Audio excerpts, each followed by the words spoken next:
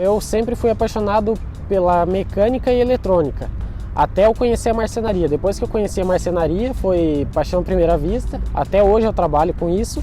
Foi tudo um ciclo, tudo o que poderia acontecer foi acontecendo, nada acontece por acaso. Agora indo para Kazan, representando o paisagismo, já é uma coisa incrível. Nós do Senai procuramos sempre fazer com excelência, né?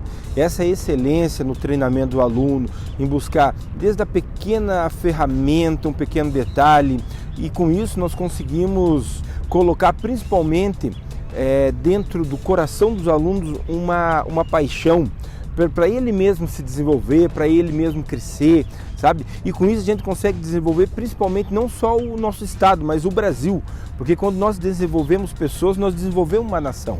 Então o World Skills é o que tem de melhor no Brasil. Não tem nada comparado ao Senai, o Senai sempre foi fundamental na minha vida. E a sensação de ir para a Rússia, cara, é uma sensação incrível, uma oportunidade única que a gente tem uma vez só na vida.